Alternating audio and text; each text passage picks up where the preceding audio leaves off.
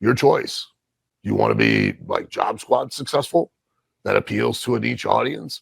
Or do you want to be Steve Austin successful? Russo'sBrand.com, where the pros are the pros. Well, during that main event at WrestleDream between Jon Moxley and Darby Allin, they did this spot where they filled up a fish tank full of water. He held Darby's head underwater for an extended period of time.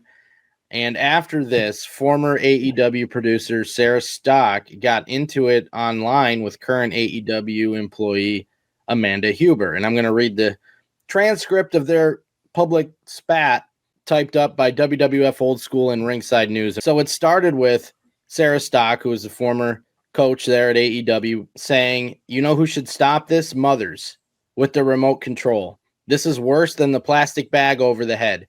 Kids are going to end up dead trying this stuff at home." Sarah Stock had tweeted a video of Amanda Huber saying that kids should enjoy wrestling. Huber first texted her, I guess. They got into this over text, and she ended up putting a screenshot of the texts out. Somebody had made a comment about making this public or whatever, and Amanda Huber said, "I texted her before I tweeted. Her reply was that I need to be tougher." And she shows a screenshot. Huber texted this to Sarah Stock. "Quote tweeting a video of me talking about kids with grief to defend your bullshit is piece of shit behavior. I expected better of you. How disappointing." So then Sarah Stock in this text message replied to her, "You got to be a little tougher than that, Amanda. One tweet should not send a person into curse-filled hysteria." Huber said this was midnight on a pay-per-view. Meanwhile, when you were working, meaning Sarah Stock, you choked another woman out with a belt. Where was the outrage over kids trying that? And you want to quote tweet a video of me talking about kids' grief to defend you being a hypocrite? All the way off. Sarah Stock is suddenly in her Helen Lovejoy era screaming, "Won't someone think of the children?" and decided to use a video of me working with the Kids Grief Center to defend her bullshit. Remember, this is an AEW employee, Amanda Huber. So Sarah Stock, the former AEW employee, responded, "You're exposing your ignorance." And Huber said, "What ignorance exactly? Please educate me on your expertise when it comes down to children or parenting." Sarah Stock had tweeted, "Ignorance to how the industry works. No need to get hysterical. Not surprised, though. The first day I met you, you spent the entire ride in a tizzy tearing down Sting's daughter and Tony Khan for allowing her to take your spot in AEW Outreach. You're acting like a hothead because you are one. For example, blackballing locals because they don't respect you," and then she puts in parentheses, "are prettier than you. You're nobody to derail a young woman's career." So she's insinuating that Huber squashed some girl's tryout or something because she was jealous that she was prettier than her. So Huber replies to this, "I'm ignorant to how the industry I've been in and around since 2002 works. Calling me hysterical is a choice when I'm pointing out your hypocrisy. Keep telling lies online. Maybe one of the dirt sheets will cut you a check. Want to know what my kids, because I have kids, were doing at midnight last night? Sleeping. You want to know why? Because they're kids. My wrestling-loving kids. Want to know what they weren't watching? A match between two performers who are known for taking things to an extreme. Want to know why? Because it's my responsibility as a parent to know what they're consuming. It's cool, though. I'll let them watch some old TNA stuff, and they can learn to choke each other out with a belt since that's cool because checked notes, tits look great." So that was an old Sarah Stock spot. And Sarah Stock replied, "Thank you. I agree. They are phenomenal. Natural, too. Sorry about the southbound journey yours have taken. Thank you also for repeating." That's a good shot. That was pretty good. Yeah. Ooh. Thank you for also repeating exactly what I said in different words. And at the time of this recording, that is where has ended. It's unfortunate, and it's ugly that it's done in public. That's like watching two people out in the neighborhood screaming at each other, two parents. You know, that's never positive. There's nothing positive that's going to come out of this. I mean, it's just ugly, and I gotta give Sarah credit. It was a good shot at the end there. I just gotta say, like for Amanda to say the match was on 12 o'clock at night and the kids are in bed, It's all over social media the next day, 12 in the afternoon, 10 in the morning. Yeah. So, like, that's totally ridiculous because it was all over the place the next day. So for her to say, oh, they were in bed when the match was taking place. Yeah, bro, that's the first thing I saw on my feed when I woke up in the morning. Yeah. And I mean, we've always danced with this as far as influence on children. And I agree. I mean, I used to, when we had the Attitude Era and we were, had reporters come, I was trotted out how many times, to do interviews. And my answer was always that it's the parents' responsibility, to make a choice and go, well, that's not appropriate for my kids to watch. I'm going to shut the TV off. There are going to be things that are going to happen, regardless of what they are, by who they are, what company they are, that if you're a parent, you're going to go, I don't think I feel comfortable my kids watching this.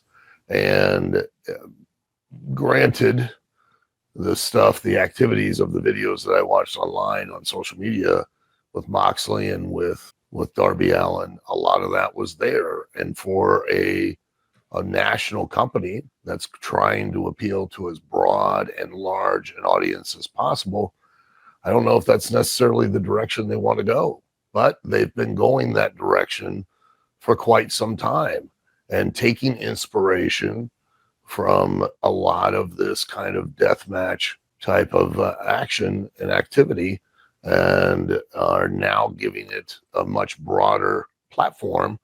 And, you can do, it's their circus, it's their monkeys. They can do whatever they wish to do. That's Tony Khan's choice. At the end of the day, Tony Khan's the one who's paying the bills.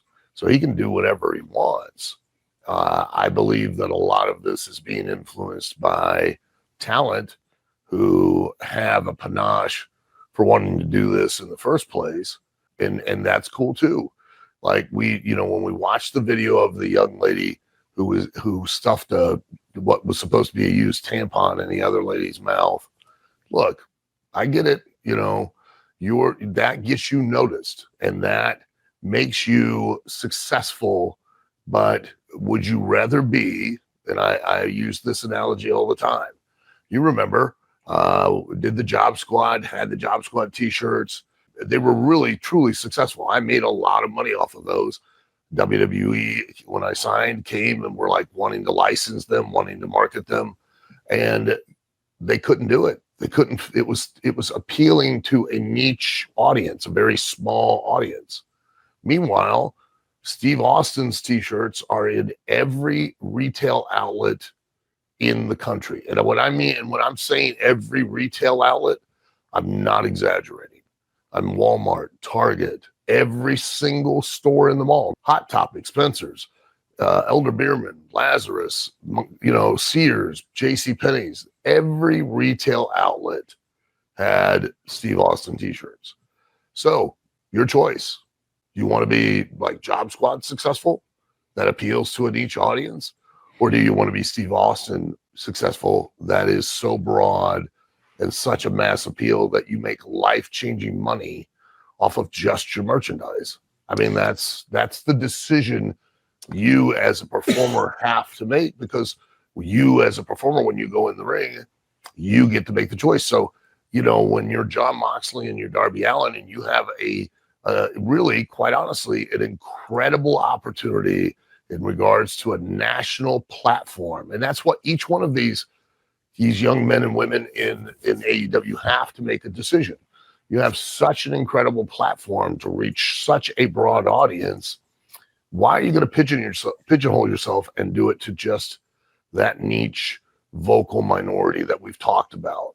And that's what all of those talent there endeavor to do, instead of using it to give themselves the broadest appeal that then increases their opportunities both within and certainly outside the wrestling business. Why is it any surprise to anyone that how many different wrestlers have gotten opportunities in Hollywood out of WWE? Well, because they've got a major audience that producers know that if they invest in putting one of these talent into their production, they've got a guaranteed return based on the amount of people that already know who they are and are have an interest in watching what they do. Why is it that all out of AEW, primarily, as far as I know, the one guy who's gotten those kinds of opportunities is MJF? Probably because he's one of the one guys that doesn't just do all of that kind of stuff, that only appeals to that niche audience.